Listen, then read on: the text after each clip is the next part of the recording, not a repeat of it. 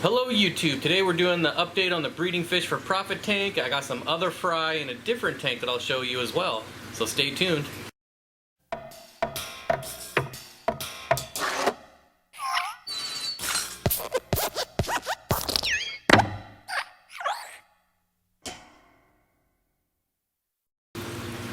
Alright, so here is the tank in question, and just to recap for the new viewers, this is a 55-gallon with Russian red Delta guppies in there, although I did mix in another strain of guppies, and you can see all the little white fry.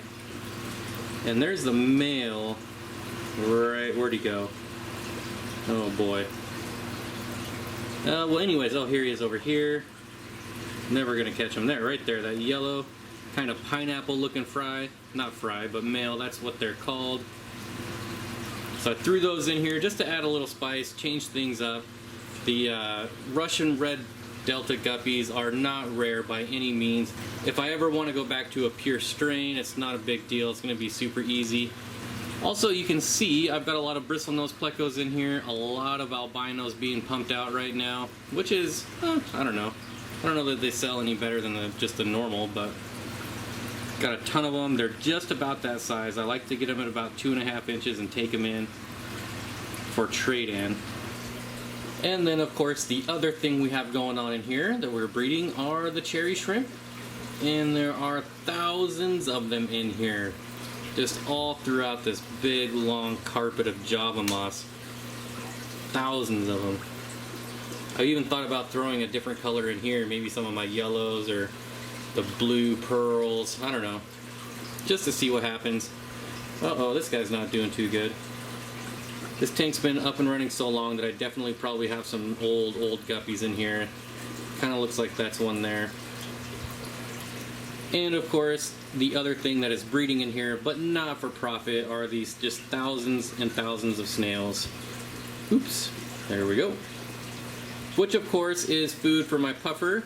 So I am doing a water change in here like always, and once it drops down I'll get a nice scoop of snails out and we'll feed the puffer and see how he's doing. Still no name yet. I know we're gonna have a contest, not even really a contest because there's been so many names thrown out at this point that there's no way to really verify who came up with a name. But we'll at least vote on a name, but I can't really do a contest because it just wouldn't be fair. But I'll still let the internet pick the name. But like I said, I will have ultimate veto power on that name. But I really don't want to do that. We'll see what the internet comes up with, what everyone votes on. He's moving along slowly. That's an old one there. Poor guy. But I'm going to let this water drain down a bit and check back in a little bit, and we'll talk a little bit more about this tank. So I did have somebody in the live stream the other day ask me how my mulattoes are doing. This is the Copetochromis they were talking about, and it's pretty rare that this guy actually comes out of his spot. His spot is behind all the rocks, so I never see him, but he's out and about now, and I caught him out of the corner of my eye. Sorry about all the algae. I didn't plan on filming, of course, but he is looking pretty good out here, so I figured I'd show him off. Definitely the dominant male. You see a Pseudotropheus aurora on the right. They're finally starting to color up, but still got a ways to go. Love getting this guy on film anytime I can. There he goes. And then the female on the left there. And now he's going back to his spot. Now something else I just saw down here, again this is in the mulatto tank. This is a true wild caught Bristlenose Pleco from Colombia.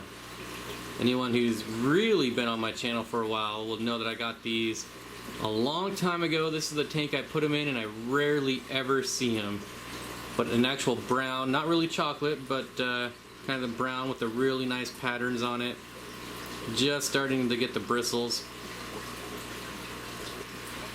And he's gone. I probably won't see him for another month. Alright, I got the water down about halfway. I wonder if I can film myself reaching in here to get these. Oh, come on. Drop this glass piece, that wouldn't be good. Alright, gonna get some snails for the puffer. They're always nice and clumped up, which makes it easy.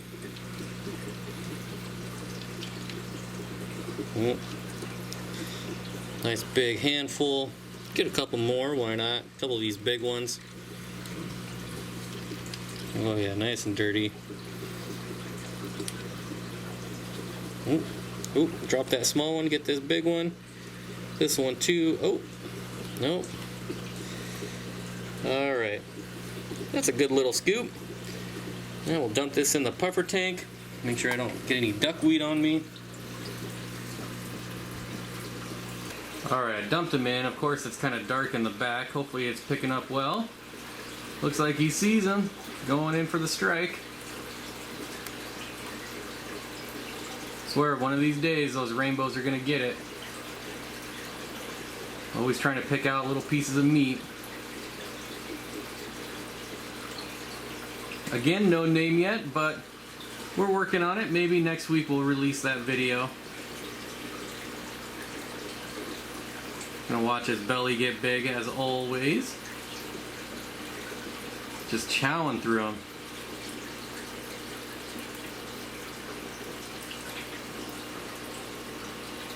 No, don't go in the glare.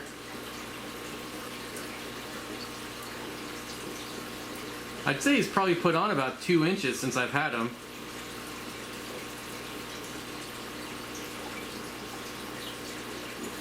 Not going to be much longer and he'll have lots of room in that 240 gallon.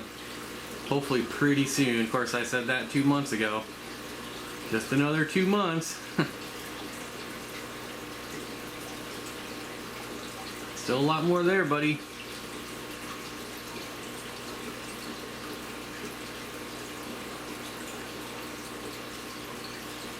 Nope. There you go. Ooh, that's a good size one. Yeah, that was going to be a bloody mess.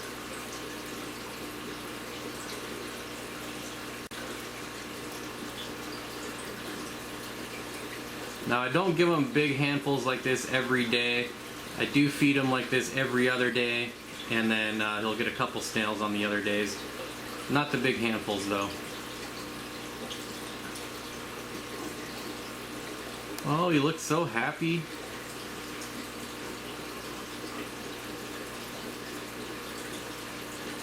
Oh, Rainbow, you're gonna get it. Man, I can't believe how fast they can just chomp right through the shells. Man. Hungry fella.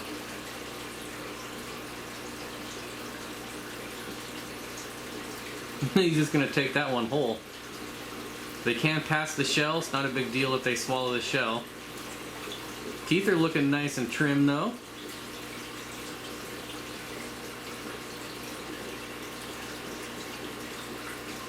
I don't know, are there any more down there? Look at that belly. We dragging that belly on the ground, just like me. I guess he's done. So as you can see, filling it back up now. And you might notice, for the people that have been following this series, I have a lot less duckweed. Normally I have to scoop this stuff out just by the pound, and it's about 1 inch thick on the surface. Well, what I've been doing is pretty much just keeping the light off. Only residual light from the fish room gets in this tank, and the Java moss is still doing nice down here, as you can see.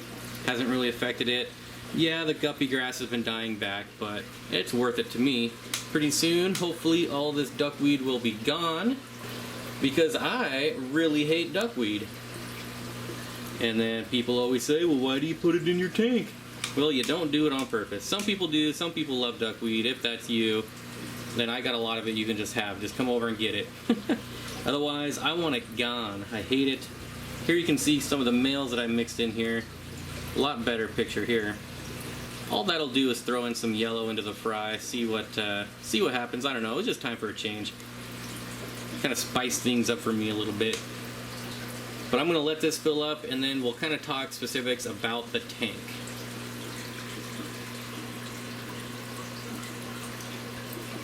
Here we are, all filled up.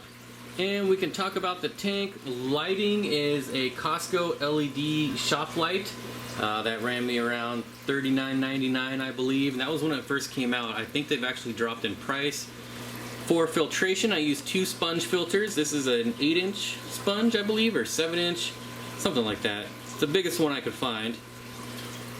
And then I have a smaller one, just the standard like 4-inch model over here in this corner. You'll notice I do have a lot of other sponges in here.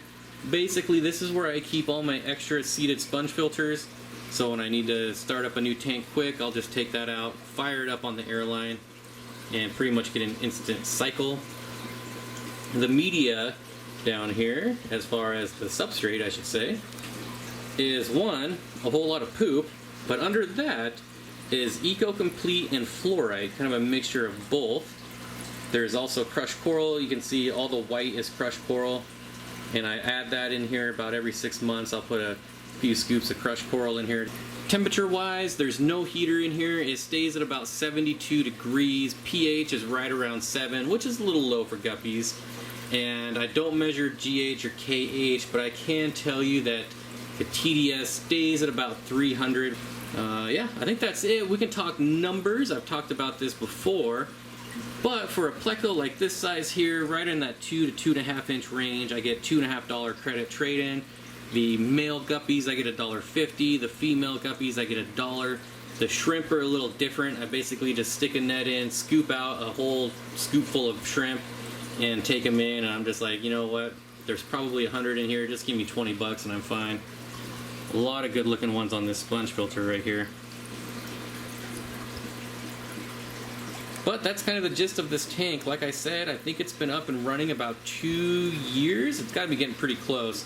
It hasn't always been in this location, but I have been doing this for quite a while, and it more than definitely pays for all my fish food. Pretty much all the store credit I get goes towards frozen foods, and I'll just come back with a just bag load of frozen food. So that's nice. Still got this poor guy over here. He's really skinny. Oops. He's definitely looking really old. Here's a good looking male, I think, there. I really don't like guppies that have the big tails. I don't know why. Like that one there, that's like the biggest. Anything bigger than that and I feel like they're struggling just to swim. Not a bad female for how young she is. But anyways, yeah, that's kind of the down and dirty on the breeding fish for profit tank. Nothing fancy going on here. It is a ton of fun just to watch. I mean, you get thousands of shrimp in here just doing shrimp things. But yeah, just another pretty entertaining tank to watch, and it makes me money, pays for the hobby. Well, not completely obviously, but it certainly helps.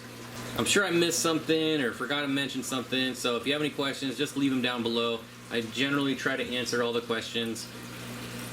I don't have specific numbers, you know, how much am I bringing in a month, because I don't do it. I used to do this every week, sometimes bi-weekly, and then sometimes I'll let it go a month and get a really nice in-store credit, but it just depends on what I have going on. So I don't really have any consistent monthly figures for you. But just how much this tank saves me in puffer food is well worth it. I mean, so many snails in here, and the water actually stays pretty clean for this many snails, this many plecos. You know, the shrimp obviously don't produce much waste, and neither do the guppies, comparatively, but it always stays nice and clean in here, so.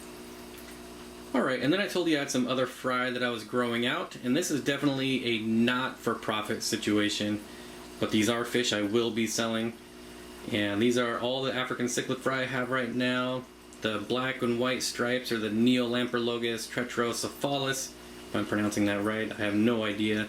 We have all the yellow labs, and then the brown guys are the rusty Pseudotropheus. These were all bred here. Well, technically the yellow labs were bred at Corey's, but they did spit the fry in transit. So I've been raising them. I did drop some aquarium co-op fry food in there, which they just obviously really enjoy. So just some other fry that I'm growing out and will be either selling or trading in for credit. Not sure what I'm going to do there yet. I mean, there is quite a few of them, so I could probably get a decent amount of credit, especially the Neolamprologus. Everybody likes the color of them, but they do get pretty aggressive, or they have the potential to be pretty aggressive, I should say. Alright YouTube, there we go. I hope you enjoyed this month's update on the breeding fish for profit tank, as well as getting a good look at the puffer and some other fry I'm growing out. Don't forget, we got the live stream tomorrow, 5 p.m. Pacific. Hope to see everyone there. If you haven't subscribed, go ahead and subscribe so you can keep getting updates on my fish tanks. I got a lot more to cover, and also have a fish room tour coming out, so that'll be neat. So stay tuned, and I hope to see you all tomorrow.